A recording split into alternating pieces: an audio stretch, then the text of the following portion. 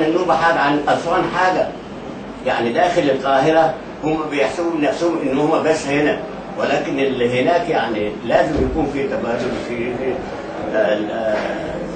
دراسة ولغة عشان يعرفوا كل حاجة. أنا هقول لك كلمة.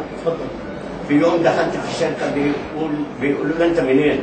قلت لهم من أسوان. أسوان فين أسوان؟ ما تعرفش أسوان؟ سيادتك ما درستش التاريخ. قال لي انتوا اللي عايزين تعملوا دارفور تاني؟ دارفور ايه؟ قلت له عيب لما تقول الكلام ده. ده احنا اصلنا مصريين بس قاعدين في جنوب الوادي في اسوان، مدير محافظه اسوان.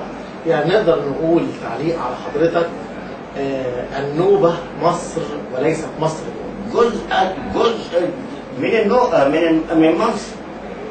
الحضارة بقول لسيادتك الحضارة النوبية أقدم حضارة، يعني مصر العليا. يعني نقدر نقول هو تسلسل تاريخي، يعني هي ظروفها جت كده. لأن ما فيش حد له ذنب فيه إن في حضارة سبقت حضارة. كده ما فيش حد درس، ما فيش حد عارف، ما فيش حد كده. ولكن إن إحنا بنقول إن إحنا عاوزين برضه إن الشباب بتوعنا لازم يعرفوا كل حاجة. طيب هل يا ترى يقف المطلب عند استفادة الشباب واستفادة الطلبة من التاريخ والتراث النوبي فقط، ولا ممكن يكون في شيء آخر أعم وأشمل فيه وجه استفادة أخرى للتدريس اللغة والتراث النوبي؟ لا، أنا بقول لسيادتك اللغة النوبية ضمن اللغة الإنجليزية والعربية والفرنسية، يعني كل لغة برضه عشان يعرفوا لغة على سنها ما زالت مستخدمة في مجتمع ما زالت قائمة. أستاذ محمد، إيه يا ترى آخر حاجة تحب تقولها في هذا اليوم اللي يعتبر تتويج لعمل حضرتك؟ النهارده بقى اليوم يوم مولدي، يوم 7/5 أنا اتولدت 7/5/33. الحمد لله عندي 77 سنة. بطالب من الرئيس محمد حسني مبارك ربنا يديله الصحة والعافية يرجعنا مطرح ما كنا هناك. يعني بيوت المغتربين اللي هم مش قادرين يبنوا في ظرف سنتين، لو كلف المشير محمد حسين طنطاوي بقواته هيبني في سنتين.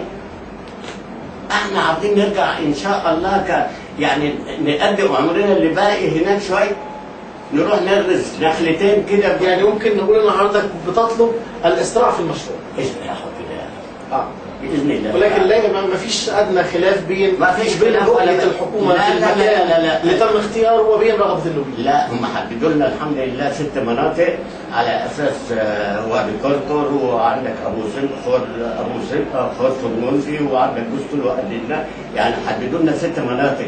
يعني هيقسموا البيوت ده 5221 بيت ده على المناطق دي.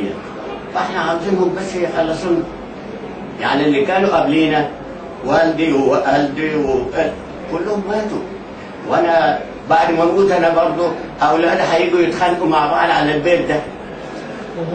فعشان كده الحمد لله احنا بنقول واحنا راضيين بالوضع يخلصوا لنا العمليه.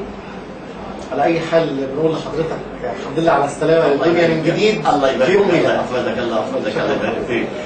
والاستاذ مسعد هيركي وقف بكل جهده عشان يبنوا لنا، والحمد لله المحافظ وافق، والرئيس قال الاولويه للنوبيين وابنوا لهم في اقرب وقت، ولكن لحد دلوقتي لسه. الحمد لله. هكذا نحن نقول بسم الله ما شاء الله ولا حول ولا قوة إلا بالله العلي العظيم. جمعنا الكريم المحب الذي يتحدث من القلب للقلب، حتى لا مش هنتكلم، هتلاقينا قاعدين كلنا بنستمع وجايين لتكريم قدوة من قدوات العمل الاجتماعي في النوبة. عمي محمد إبراهيم ربنا يديله الصحة وطولة العمر، ادى كتير مش بس لأبو سمبل على مستوى النوبة، ويمكن كان في لقاء بيني وبينه في قريه ابو سمبل، واحنا بنوقع بروتوكول التعاون مع مركز توثيق التراث الحضاري والطبيعي، واصرينا ان هو يتعمل في قريه ابو سمبل. وعم محمد كان هناك بصراحه ونعم الاستقبال، وكان معانا مجموعه كبيره جدا من القيادات المصريه، الدكتور فتحي صالح ومجموعه العمل بتاعته، فكان نعم الاختيار ان احنا ننزل في قريه ابو سمبل اللي كانت متمثله في عمدتها وعم محمد ربنا يديله طول العمر بالصحه والعافيه. النهارده برضه بنكرم عمنا محمد دهب، وبالمناسبه انا خالي اسمه محمد دهب برضه، فربنا يديله طول العمر والصحه والعافيه. النهارده وانا قاعد كده شايف قيادات كتيره جدا قدامنا محتاجه التكريم، قيادات بتعمل في صمت، وربنا يديهم الصحه والعافيه. انا شايف اغلبيتهم قاعدين النهارده موجودين، فده لو ده اللي بيدل ان فعلا ان القيادتين الاستاذ محمد ابراهيم والاستاذ محمد دهب نعم القيادات اللي احنا ان شاء الله يورثوا هذا للاجيال القادمه اللي احنا ان شاء الله بنتعلم منهم. ومش معنى النهارده بنكرمهم ان هم يبقوا بعيد عننا، لا، ده هنزيد عليهم الهدك اكتر ونزيد عليهم الشغل اكتر، لان احنا ما نقدرش نستغنى عنهم. بشكر مجلس اداره ورئيسها على هذا المجهود الطيب الجميل. وعلى فكره يعني انا هنزل من هنا النهارده هتلاقوا الجميل والحلو في بوسطن شغالين، الجميل والحلو في جمعيه فشتمنا قاعدين شغالين. فالمجتمع بتاعنا خليه حب، خليه مشاعر. على فكره انا بفتخر ان انا نوبي، بفتخر ان انا من الاصل،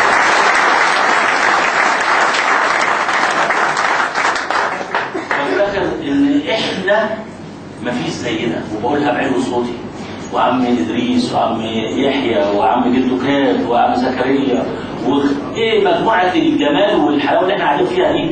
فربنا يزيدها علينا نعمه ومحبه، وربنا يخلينا لبعضينا. والسلام عليكم ورحمه الله.